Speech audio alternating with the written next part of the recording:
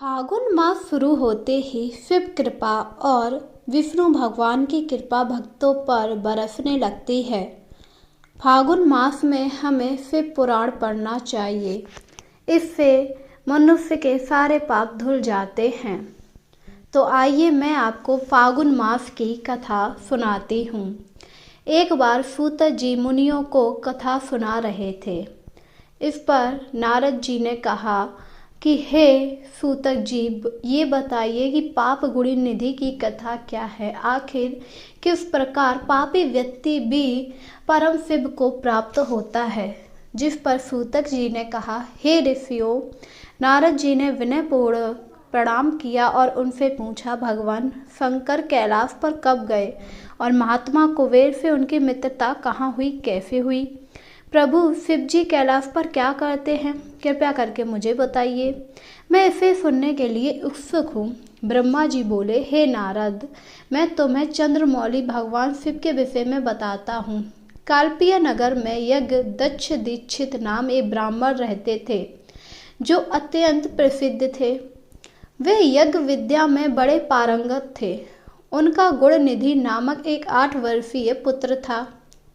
उसका यज्ञोपति हो चुका था और वह भी बहुत सी विद्याएं जानता था, परंतु वह दुराचारी और जुआरी हो गया। वह हर समय खेल कूद करता, गाने बजाने वालों के साथ हो गया। माता के बहुत कहने पर भी वह पिता के समीप नहीं जाता था, उनकी किसी आज्ञा का पालन नहीं करता। उनके पिता घर के कार्य तथा दीक्षा आदि लेने में लगे रहते थे। जब घर पर आकर अपनी पत्नी गुणनिधि के बारे में पूछते तो वह झूठ कह देती कि वह कहीं स्नान कर रहा है कि कहीं देवताओं का पूजन कर रहा है। केवल एक ही पुत्र होने की वजह से वह अपने पुत्र की कमियों को छुपाती रही। उन्होंने अपने पुत्र का विवाह भी करा दिया। नित्य माता अपने पुत्र को समझाती, वह उसे भी ये समझाती कि तुम्हारी बुरी आदतों के कारण तुम्हारे पिता को पता चला तो वे क्रोध के आवेश में हम दोनों को मार देंगे। परंतु गुणनिधि पर माँ के समझाने का कोई प्रभाव नहीं पड़ता। एक दिन उसने अपने पिता की अंगूठी चुरा ली और उसे जुए में हार गया।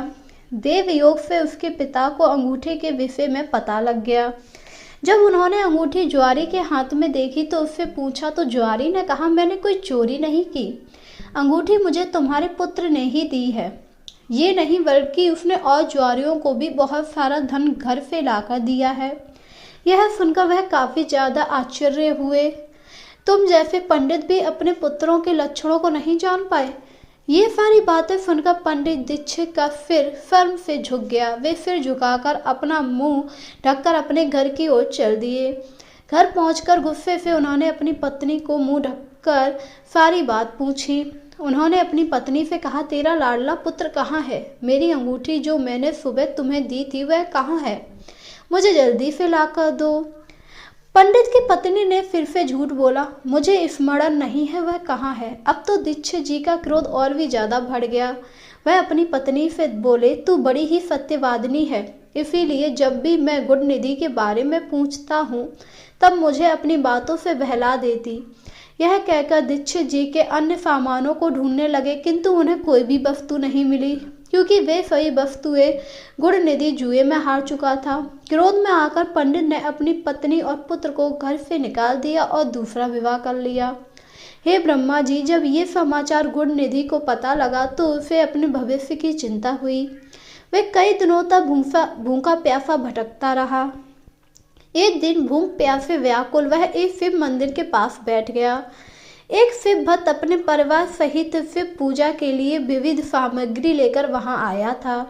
उसने अपने परिवार सहित भगवान शिव की विधि विधान से पूजा की और नाना प्रकार के पकवान शिवलिंग पर चढ़ाए। पूजन के बाद वह लोग वहां से चले गए। गुणनिधि ने भूख से मजबूर होकर उस भोग को चोरी करने का विचार किया और मंदिर में चला गया।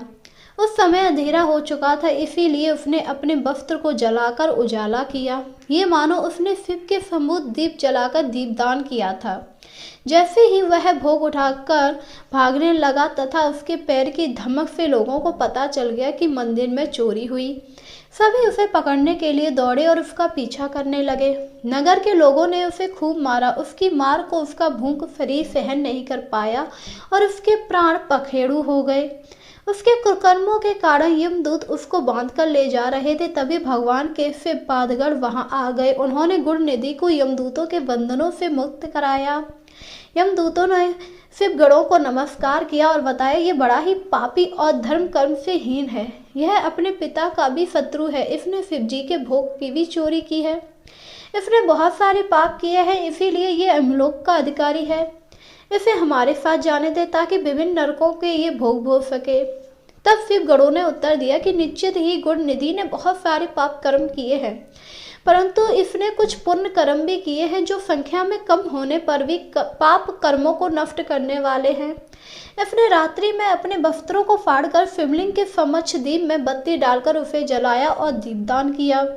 इसने अपने पिता के श्रीमुख से एक मंदिर के बाहर बैठे शिवगणों को सुना और ऐसे ही अनेक धर्म कर्म इसने किए हैं। इतने दिनों तक भूखा रहकर इसने व्रत किया और शिव दर्शन तथा शिव पूजन भी अनेकों बार किया है। इसीलिए ये हमारे साथ शिवलोक को ही जाएगा, वहां कुछ दिनों तक निवास करेगा। जब इसके संपूर्ण पापों का नाश हो जाएगा तो भगवान शिव की कृपा से ये कलिंग देश का राजा बनेगा। अंत यमदूत, तुम अपने लोक को लौट जाओ। यह सुनकर यमदूत लोक को लौट चले गए। उन्होंने यमराज को इस विषय में सूचना दे दी। यमराज ने इसको सुनकर प्रसन्नता पूर्वक स्वीकार कर लिया। तब पश्चात गुण निधि नामक ब्राह्मण को लेकर शिवगढ़ शिवलोक को चल दिए। कैलाश भगवान शिव और देवी उमा विराजमान थी। उनके सामने उसे लाया गया। गुण निधि ने भगवान शिव उमा की चरण वंदना की और स्तुति की। उसने महादेव से अपने किए कर्मों के बारे में क्षमा याचना मांगी। भगवान ने उसे क्षमा कर दिया और वहां शिवलोक में कुछ दिन निवास करने के बाद गुण निधि कलिंग देश के राजा अरिंद के पुत्र दम के रूप में विख्यात हुआ। हे नारद, शिव जी की थोड़ी सेवा भी उनके लिए अत्यंत फलदायी होती है। इस गुण निधि के चरित्र को जो कोई भी पढ़ता अथवा सुनता है उसकी सभी कामनाएं पूरी होती हैं तथा वह मनुष्य सुख शांति को प्राप्त करता है। नारद जी ने प्रश्न किया, हे ब्रह्मा जी, अब आप मुझे ये बताइए, गुण निधि जैसे महापापी मनुष्य को भगवान शिव द्वारा कुबेर पद क्यों और कैसे प्रदान किया गया? हे प्रभु, कृपया करके इस कथा को भी बताइए।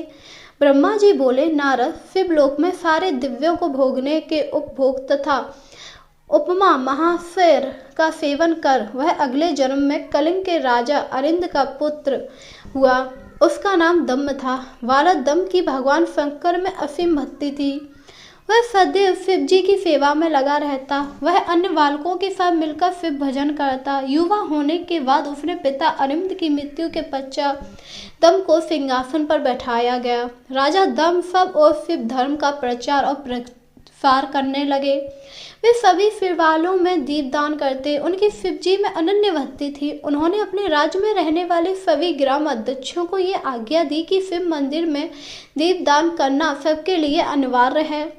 अपने गांव के आसपास जितने भी शिवालय वहां सदा दीप जलना चाहिए। राजा दम्म ने आजीवन शिव धर्म का पालन किया। इस तरह वे बड़े धर्मात्मा कहलाए। उन्होंने शिवालयों में बहुत से दीप जलवाए। इसके फलस्वरूप वे दीपों के प्रवाह के आश्रय हो मृत्यु उपरांत अलकापुरी के स्वामी बने। ब्रह्मा जी बोले, हे नारद, भगवान शिव का पूजन व उपासना महान फल को देने वाली है। दीक्षित के पुत्र गुण निधि ने, जो पूर्ण अधर्मी था, भगवान शिव की कृपा पाकर दीक्षपाल का पद पा लिया था। अब मैं तुम्हें उसकी भगवान शिव के साथ मित्रता के विषय में बताता हूँ। नारद, बहुत समय पहले मेरे पुत्र मानस के रूप में पुलस्त्य से विसर्वा का जन्म हुआ और विसर्वा के पुत्र कुबेर हुए। उन्होंने पूर्व काल में बहुत कठोर तप किया था। उन्होंने विश्वकर्मा द्वारा रचित अलकापुरी का उपभोग किया। मेघवाहन कल्प के आरंभ होने पर भी कुबेर के रूप में घोर तप करने लगे। वे भगवान शिव द्वारा प्रकाशित काशीपुरी में गए और अपने मन के रत्नमय दीपों से 11 रुद्रों का अभिबोध कर वे ताम्य से शिव जी के ध्यान में मगन होकर निश्चल भाव से उनकी उपासना करने लगे। वहां उन्होंने शिवलिंग की प्रतिष्ठा की, उत्तम पुष्पों द्वारा शिवलिंग का पूजन किया। कुबेर पूरे मन से तप में लगे थे। उनके पूरे शरीर में केवल हड्डियों का ढांचा और चमड़ी ही बची थी। इस प्रकार उन्होंने 10,000 वर्षों तक तपस्या की। तब पश्चात भगवान शिव अपनी दिव्य शक्ति उपमा के भव्य रूप के साथ कुबेर के पास गए। अलकापुरी कुबेर मन को एकाग्र कर शिवलिंग के सामने तपस्या में लीन थे। भगवान शिव ने कहा, काव्य, मैं तुम्हारी भक्ति और तपस्या से प्रसन्न हूँ। कुबेर जी ने जब अपनी आंखें खोली तो उनके सामने नीलकंठ खड़े दिखाई दिए। उनका तेज सूर्य के समान, उनके मस्तक पर चंद्रमा अपनी चांदनी बिखेर रहा था।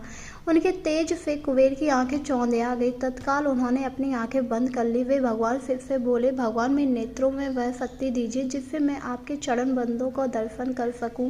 कुबेर की बात सुनकर भगवान शिव ने अपनी हथेली से कुबेर को स्पर्श कर देखने की शक्ति प्रदान की।